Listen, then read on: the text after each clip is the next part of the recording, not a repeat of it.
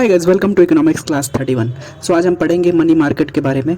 सो money market एक ऐसा segment है फाइनेंशियल मार्केट का जिसमें शॉर्ट टर्म फाइनेंशियल इंस्ट्रूमेंट्स को हम ट्रेड करते हैं। ओके, सो शॉर्ट टर्म इसलिए कहा जाता है क्योंकि उसकी मैच्योरिटी एक दिन से लेकर के 365 दिन तक होती है, मतलब एक साल के अंदर ही ये होता है। Okay, so money market is a segment of financial market that trades in short term financial instrument. तो आरबीआई डिफाइन करता है मनी मार्केट को कुछ इस तरीके से, सो कि it is a centre for dealing mainly of short character in monetary assets. Okay, so it meets the short term requirements of borrowers, मतलब जिन बोरोवर्स को पैसे चाहिए उनके शॉर्ट टर्म रिक्वायरमेंट को ये मीट करता है, लिक्विडिटी को मीट करता है। Okay, so it is a place where short term surplus investable funds can be invested. Okay, मतलब जिसके पास पैसे हैं वो इन्वेस्ट करेगा इन मनी मार्केट इंस्ट्रूमेंट्स में और रिटर्न पाएगा। ओके, तो बोरोवर्स को अपना पैसा मिल गया ज़रूरत के टाइम पे और लेंडर्स को अपना इंटरेस्ट मिल गया। ओके, सो मनी मार्केट में कुछ पार्टिसिपेंट्स होते हैं। So money market participants enable short term borrowing and lending facility to banks, corporations and government, मतलब बैंक्स भी इसमें अपना हाथ आजमाते हैं, मतलब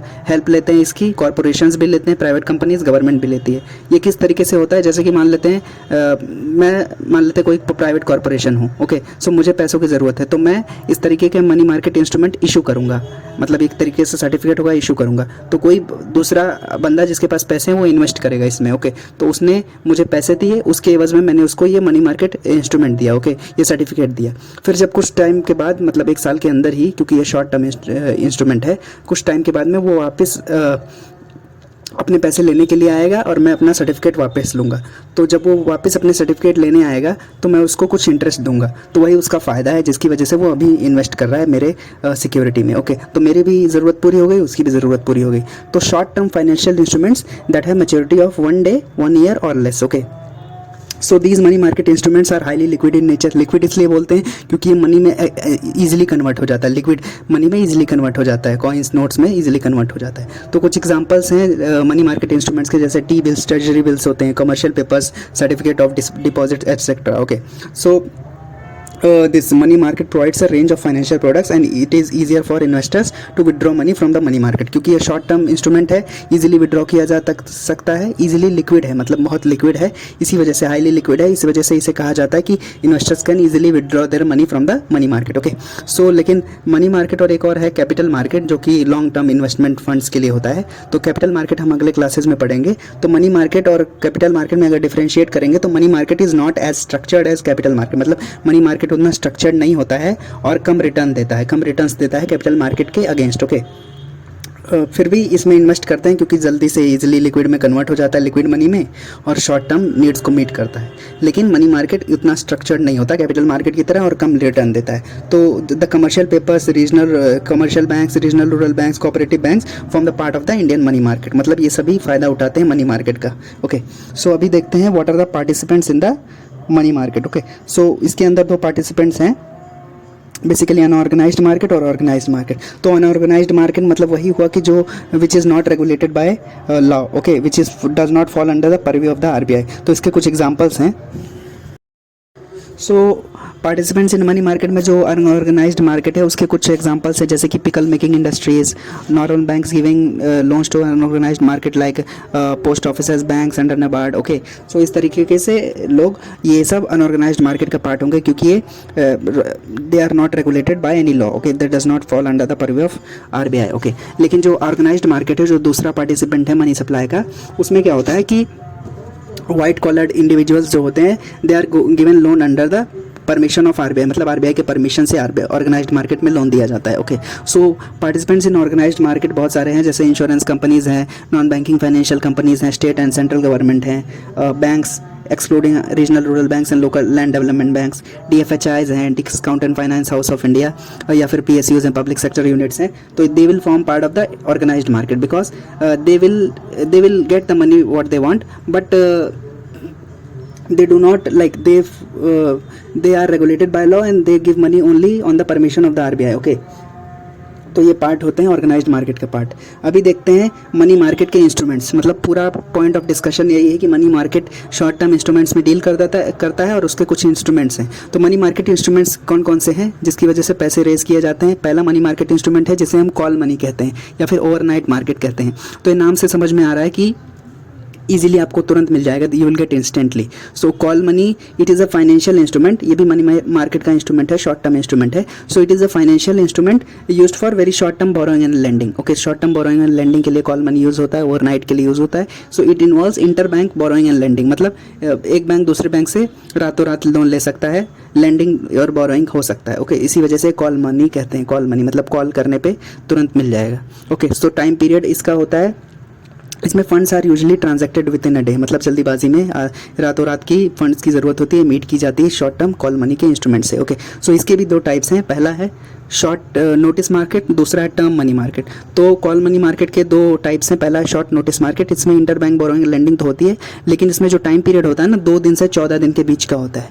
मतलब 2 दिन से 14 दिन के बीच में अगर कॉल मनी इंस्ट्रूमेंट इशू हो रहा है तो ये शॉर्ट टर्म मार्केट का इंस्ट्रूमेंट है, शॉर्ट नोटिस मार्केट का इंस्ट्रूमेंट है कॉल मनी के अंदर। लेकिन अगर 14 दिन से ज़्यादा की लेंडिंग हो रही है बैंक्स के बीच में और कॉल मनी के थ्रू हो रही है तो ये इसे टर्म मनी मार्केट का पार्ट होगा। Okay, so it will involve term money market, इसको बोलेंगे।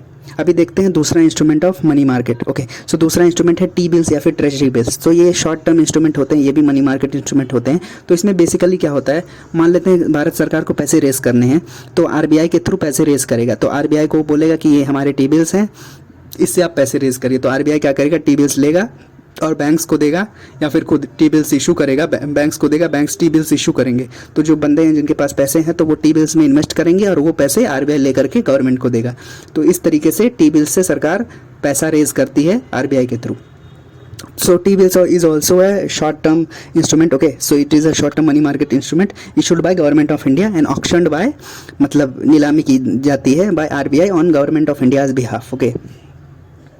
तो इसे जो ट्रेजरी बिल्स है ये भी short term money market instrument है जिससे पैसे सरकार रेस करता है। They are zero coupon bonds, इसे हम जीरो कूपन बॉन्ड्स भी कहते हैं ट्रेजरी बिल्स को, बिकॉज इसमें कोई इंटरेस्ट नहीं मिलता। मतलब कोई बंदा अगर इसमें इन्वेस्ट करेगा तो उससे कोई इंटरेस्ट नहीं मिलेगा। तो फिर आप सोचेंगे कि कोई इसमें क्यों ही इन्वेस्ट करेगा जब उसको कोई फ़ायदा नहीं हो रहा है। तो इसका एक और रीज़न है कि ये जो टी बिल्स इशू होते हैं ना, ये डिस्काउंट पे इशू होते हैं। These are low risk instrument है विद गारंटीड रिटर्न। तो ये जीरो कूपन बॉन्ड्स हैं, इंटरेस्ट भी नहीं देते, फिर भी लोग इसमें इन्वेस्ट करते हैं और ये लो रिस्क हैं। तो लोग क्यों इन्वेस्ट करते हैं, तो इसका रीज़न ये है कि T bills are issued at discount. Okay, मान लेते हैं सरकार इशू कर रही है आरबीआई के थ्रू कोई टी बिल है, उसका मान लेते हैं रेट है 100 रुपया, लेकिन जो इन्वेस्टर है उसको केवल 90 रुपये ही देने पड़ेंगे। एग्जाम्पल की तरह बता रहा हूँ। तो इन्वेस्टर को 100 रुपये की टी बिल मिल गई 90 रुपये में, ठीक है। अभी इन्वेस्टर ने 90 रुपये दिए और वो टी बिल ले लिया जो 100 रुपये का था, और फिर जब कुछ दिनों के बाद जब वो अपने पैसे वापस लेने आएगा तो जो टी बिल की एक्चुअल वैल्यू है ना, जो फेस वैल्यू है, मान लेते हैं जो फेस वैल्यू 100 रुपये थी, लेकिन इन्वेस्टर को 90 रुपये में ही मिल गया। लेकिन जब वो अपने टी बिल को वापस करने आएगा और अपने पैसे वापस लेने आएगा तो उसको टी बिल के ऊपर जो पैसे लिखे हैं ना, फेस वैल्यू 100 रुपया, उस वही मिलेगा। तो वही उसका फ़ायदा हुआ। मतलब क्या कि T bills are issued at discount and redeemed at face value of maturity. मतलब 90 रुपये का खरीदा उसने 100 रुपये की चीज़ और बाद में 100 रुपये का उसको मिल गया 10 रुपये। So T-bills are issued under market stabilization scheme, okay, and no tax is deducted at source in case of T-bills, and ये भी हम जानते हैं कि T bills are issued at discount and redeemed at face value. Okay, so T bills are repaid at par on expiry of their tenure at the office of RBI Mumbai. तो मैंने बता दिया कि किस तरीके से टी बिल्स को issue किया जाता है और किस तरीके से रिडीम किया जाता है। उसके बीच का जो डिस्काउंट होता है वही उसका फ़ायदा होता है। जब रिडीम कराने जाते हैं तो फेस वैल्यू पे मिल जाती है, पहले डिस्काउंट में खरीदा था तो वही फ़ायदा हो जाता है बीच का। ओके, अभी जानेंगे टाइप्स ऑफ टी बिल्स। तो टाइप्स ऑफ टी बिल्स में दो टाइप्स हैं, पहला एडहॉक टी बिल है, दूसरा रेगुलर टी बिल है। तो एडहॉक टी बिल्स को डिसकंटिन्यू कर दिया गया है 1997-98 में। Okay, so they are replaced by ways and means advance. तो टी बिल्स का एक टाइप है वेज एंड मीन्स एडवांस और दूसरा टाइप है रेगुलर टी बिल्स। तो रेगुलर टी बिल्स वो होते हैं टी बिल्स जिससे सरकार अपने बजटरी एक्सपेंडिचर को मीट करता है। मतलब बजट में जो उसने प्रॉमिस किया है उसको मीट करने के लिए एक्सपेंडिचर कुछ करना पड़ेगा, खर्चा करना पड़ेगा पब्लिक सर्विसेज पे। तो वही वो जब मीट नहीं कर पाता है तो टी बिल्स इशू कर देता है, रेगुलर टी बिल्स। तो उसे जब लोग खरीदते हैं बैंक्स के थ्रू तो जब उसको उससे सरकार को जो पैसे मिलते हैं वही वो पब्लिक स्पेंडिंग में खर्च करता है। Okay, so it is regular T-bills, it is used to meet the deficit by the government and it is issued by government to meet the budgetary expenditure. So they are T-bills with different maturity periods. बहुत सारे maturity periods, अलग अलग maturity period के T-bills issue होते हैं, जैसे 14 दिन के T-bills, 182 days के T-bills, 91 days के T-bills. ओके, अभी नेक्स्ट पढ़ेंगे जो मनी मार्केट इंस्ट्रूमेंट है उसे हम कहते हैं कमर्शियल पेपर्स।